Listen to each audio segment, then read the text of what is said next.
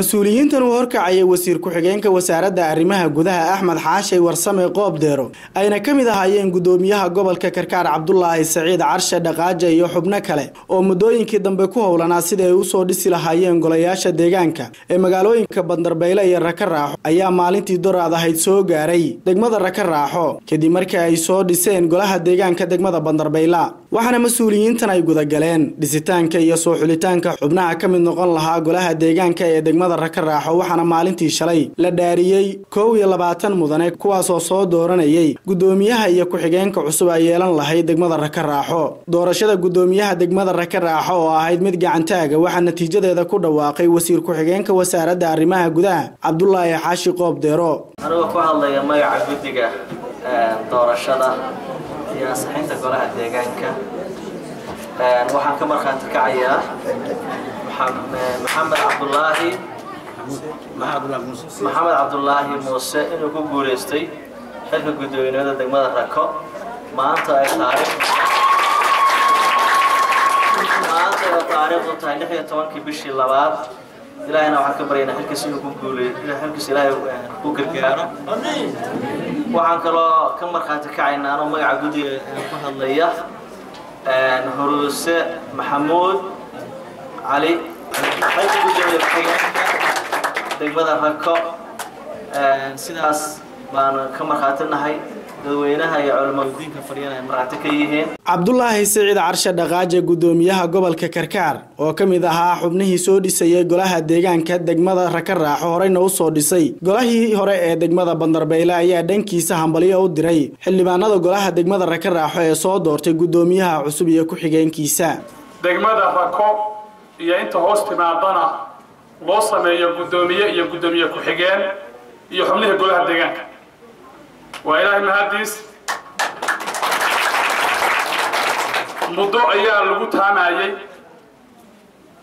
annaga laftaydu ka dawlad ahaan ka wasaarad ahaan iyo ka gudoon gobol ahaan ballanqaadkayagii ayaa ahaa in maamul baahinta la hirgeliyo shacabkuna ismaamulo lana gaarsiiyo ee deegaanadeena oo dhan heer degmo ilaa heer tuulo waa ilaahay mahadiis si nabadgelyo ah sharaf leh qiimo badan bayna ku dhacday nabadoonada deegaanka Rakaraaxo iyo qaar kamid ah haweenka oo ay ugu horeysay gudoomiyaha haweenka gobolka Karkaar ayaa halkaasi kelmado hambaliyaha u soo jeediyay gudoomiyaha cusub iyo ku-xigeenkiisa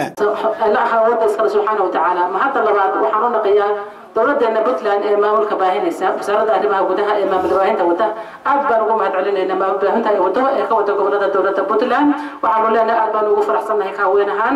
alxamdulillah rabbil alamin ilaaha baa mahad iska leh maanta waa maalin weyn oo taariikhi ah oo ilaahay keenis kulmiye halkan keenis ugu keenay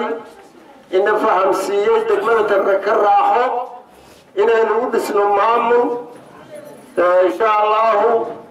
إن مدة تاهيني حمنا دورنا حمنا رأي مدح بناني ذا يشرفت ذا يكرسوني ذا كدورتان gudoomiyaha cusub ee degmada Rakaraaxo Maxamed Cabdullaahi ayaa dhankiisa ka hadlay madasha waxaana uu mahad celiyay xildhibaanadii soo doortay waxa ay qorsheysan mudanayaal iyo marwariin